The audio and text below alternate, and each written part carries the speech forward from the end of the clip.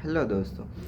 तो जिस वीडियो का आपको बेसब्री से इंतज़ार था वो वीडियो आ गया है और हम अब करने वाले इमोशन को कंट्रोल, जिसे आप कंट्रोल नहीं कर पाते। क्या करते हैं आप लोग? तो हम जानेंगे इमोशन को।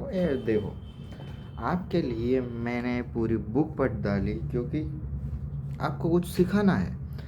वो बुक जो मैंने 1 मंथ में कंप्लीट की, उसका सारा निचोड़ मैं आपको मतलब कि 8 मिनट की 8 या 10 मिनट या 15 मिनट देख लो तुम।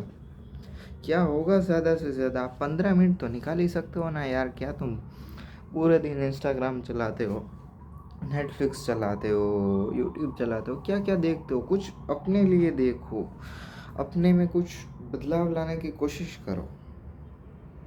तो हम देखेंगे क्या। देखो, कई सारी, अब देखो मस्ती नहीं, सीरियसली आता हूँ मैं। कई सारी ऐसी चीज़ें होते हैं जो हम फ्लो के तरफ जाते हैं और बस करते जाते हैं। हमें पता नहीं कि हम क्या कर रहे हैं। हम बस जाते हैं चले जाते हैं। हमारा डिसीजन भी हमको नहीं पता कि हम खुद ही ले रहे हैं या पीछे कोई बैकवर्ड पावर है जो हमें उस इमोशन की तरफ खींच रही है। तो आ, सबसे ज़्यादा इफेक्टिंग फैक्टर तो हमारा होता है एक इमोशन और एक थॉट प्रोसेस, कि हम क्या सोचते हैं। इमोशन, थॉट प्रोसेस, माइंडसेट और हमारा एनवायरनमेंट काफ़ी ज़्यादा इफ़ेक्ट करता है। ये चीज़ें हमारे डिसीज़न को सही डायरेक्शन में ले जाने में या फिर नेगेटिव डायरेक्शन में ले जाने में। तो अगर कोई भी थॉट आता है हमारे माइंड में तो काफ़ी सारी चीज़ें लेकर आता है। जैसे कि मैं बहुत पढ़ने में अच्छा हूँ, एक मेरा थॉट है, मेरा एक थॉट प्रोसेस है। तो ये मेरी मतलब पूर्व धारणा है कि मैं पढ़ने में अच्छा था। मुझे 7th में मतलब साइंस में 75% आते थे, नहीं 89% आते थे। 10th में भी मेरे 90 के ऊपर परसेंटेज थे। 12th में भी साइंस स्ट्रीम में मेरे बहुत अच्छे परसेंटेज थे। मैंने फोल्ड रखा है, मतलब एंट्रेंस एग्ज़ाम फोल्ड रखे काफ़ी सारे। लेकिन अब मैं जब वो फील्ड में आया, एग्ज़ाम से बाहर आ गया, अब मैं वो चीज़ में आया जहाँ पर मुझे काफ़ी सारे लोगों से लड़ना है, काफ़ी सारों को कम्पीट कर कर आगे बढ़ना है। तब यहाँ फट रही है ना भाई साहब, क्योंकि वो चीज़ अलग थी। आप रूम में बैठकर पढ़ रहे हैं, आपको खुद से कंपटीशन है।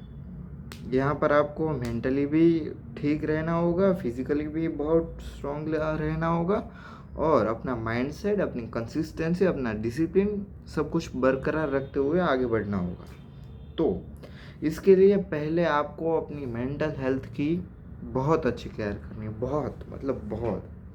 अगर आप मेंटली फिट है तब आप फिजिकली फिट है, और तब आप आखिर में जाकर, अगर ये दो फिट है, अगर मेंटली एंड फिजिकली ठीक है, तब जाकर आप कहीं ना कहीं पर फाइनेंशियली फिट हो पाएंगे, फाइनेंशियली एक स्टेबल हो पाएंगे। वरना तो आधी जनता तो अभी इसी में उलझी हुई है, क्योंकि वो इधर नहीं पहुंच रहे। अगर कोई इधर पहुंच गए तो इस दोनों में से उसके पास नहीं है।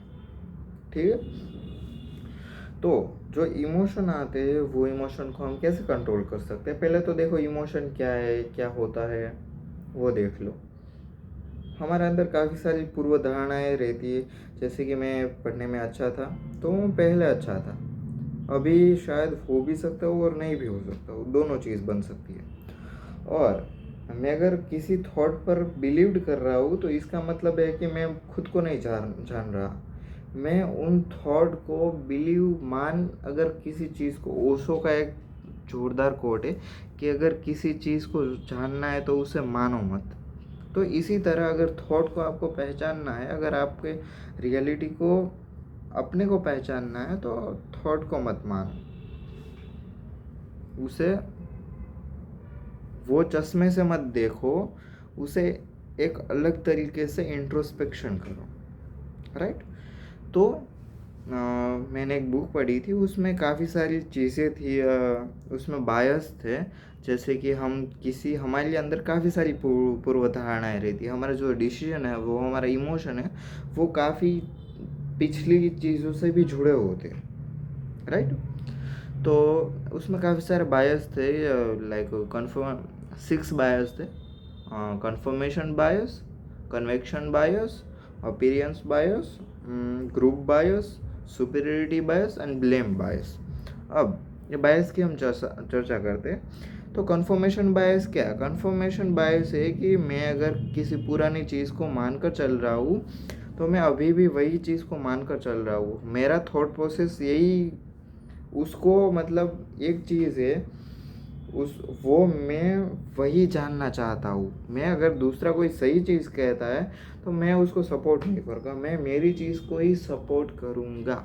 ये है कन्फर्मेशन बायस, राइट। तो वो तुम्हें नहीं जानना, हमारा थॉट्स ऐसे आते हैं जो हम पहले से सोच कर रखे। लाइक अगर मुझे कोई गिफ्ट मिले तो वो गिफ्ट में बुक ही होनी चाहिए, मेरा ऐसा मानना है। वो सामने वाला क्या देगा मुझे पता नहीं, पर मैं एज्यूम कर कर चल रहा हूँ कि वो बुक मेरे लिए बहुत अच्छी है।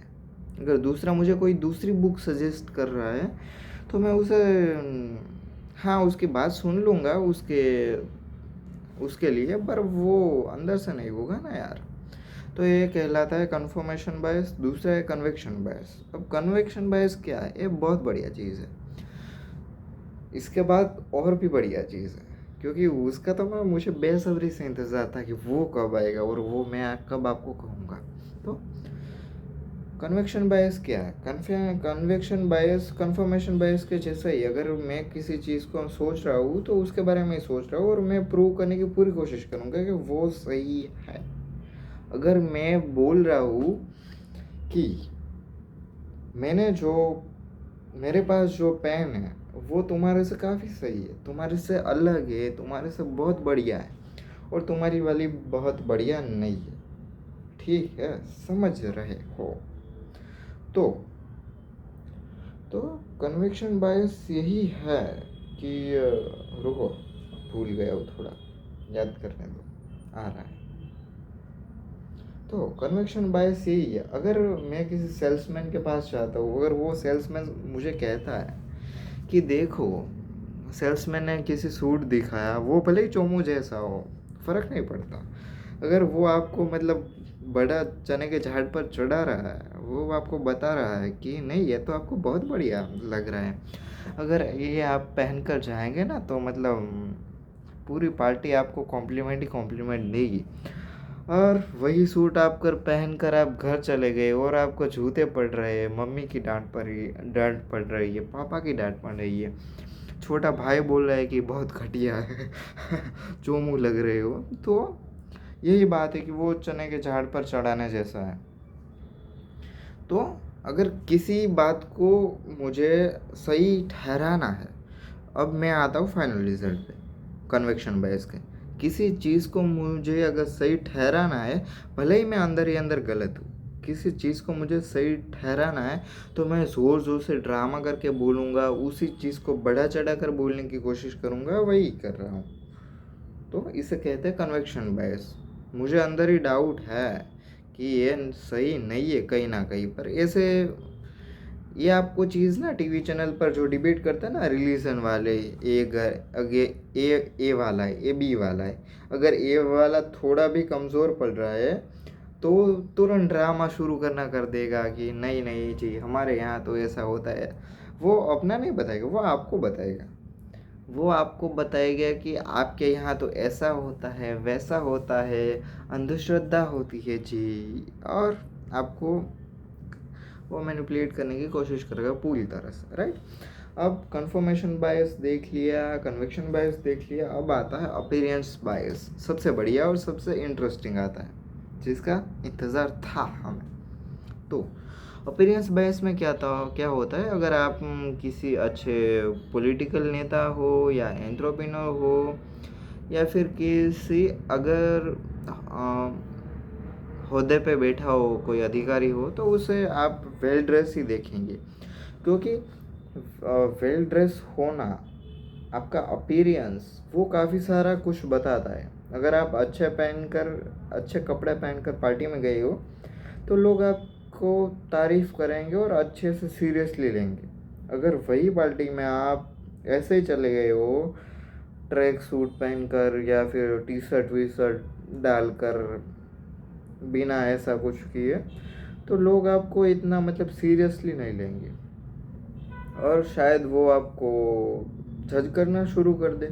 यही होता है ना आजकल। तो वही है ना, अंदर की जो फितरत है लोगों की, वो कोई नहीं पहचानना चाहता। लोग पहचानना चाहते हैं तो बस आपका अपीयरेंस बायस, जिससे आप जज होते हो। ठीक है, तो हम अगर कोई अच्छा कपड़ा पहन कर आया, अच्छा सूट में आया, तो आपको उसका पॉजिटिव फैक्टर दिखाई देता है, एक वाला पॉजिटिव फैक्टर दिखाई दे। अगर आपको एक पॉजिटिव फैक्टर दिखाई दिया, तो आप पूरा का पूरा मान लेते हैं उस पर्सन को कि वो दूसरे फैक्टर में भी, अगर उसका दूसरा कोई फैक्टर है वो भी सही होगा, आपको उसको पूरा पॉजिटिवली ले लेते। अगर कोई आदमी मतलब आपको रिस्पेक्ट दे रहा है या फिर नॉर्मल कपड़ों में है, तो वो आप कहीं ना कहीं पर उसको नेगेटिव वे में या फिर लोअर लेवल में ले लेंगे। Right, right.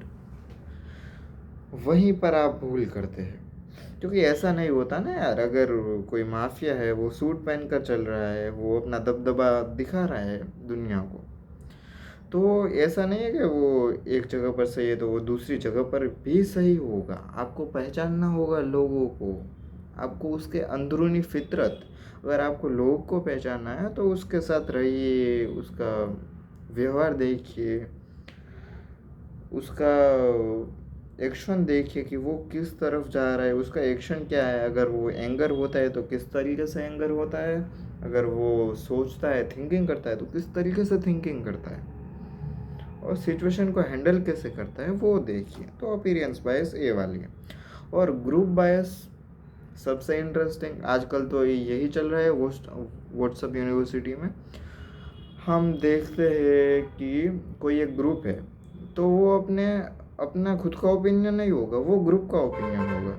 अगर जो ग्रुप में 16 लोग हैं और 15 लोग ये कह रहे हैं कि हमें यही करना चाहिए, हमारे लिए यही सही है, हम इसको ही फॉलो करेंगे, इस ग्रुप को ही हम फॉलो करेंगे और हम इस नेता को ही वोट देंगे, तो उसका तो आप में खुद में कोई इंडिविजुअल रहा नहीं, क्योंकि वो ग्रुप है। आप ग्रुप से इन्फ्लुएंस हो जाएंगे और आपका भी थॉट प्रोसेस वही वाला हो जाएगा। आपको खुद का इंडिविजुअल थॉट प्रोसेस, खुद खुद की रेशनैलिटी को समझना है, न कि इनरेशनल बनते हुए। खुद को रेशनल बनाना है आपको। ठीक है, तो वही है। तो आप ग्रुप का ओपिनियन मत लीजिए, खुद को देखिए। राइट, तो अंधा ब्लाइंड फॉलो किसी पर भी मत करिए। तो एक ग्रुप बायस हो गया। इसके बाद आता है सुपीरियरिटी बायस। हम खुद को सुपीरियर दिखाना चाहते हैं। ह्यूमन टेंडेंसी पहले से यही बनी हुई है कि मैं सुपीरियर कैसे बनूं, मैं ताकतवर कैसे बनूं कि लोग मुझे फॉलो करें, लोग मुझे रिस्पेक्ट करें। लोग,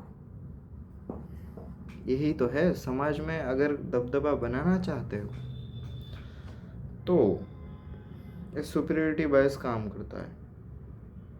तो खुद को हम कहीं ना कहीं पर दूसरों से बढ़ा चढ़ा कर बताने की कोशिश करते हैं, ये सुपीरियरिटी बायस। पर हमें देखना चाहिए कि हम किस लेवल पर है और खुद में कुछ बदलाव करने की चाहत होनी चाहिए। दूसरा है ब्लेम बायस। अगर हम किसी सर्कमटेंसेस में, किसी अगर ऐसी सिचुएशन में फंसे जहाँ पर हम अगर फेल हो गए, अनसक्सेसफुल रह गए, या हमारा कोई मिशन है वो काम नहीं किया, तो हम दूसरों पर ब्लेम करते हैं या फिर ऐसे सर्कमस्टांसिस पर ब्लेम करते हैं जो वाकई में जिम्मेदार नहीं थे। जिम्मेदार कौन था? हम।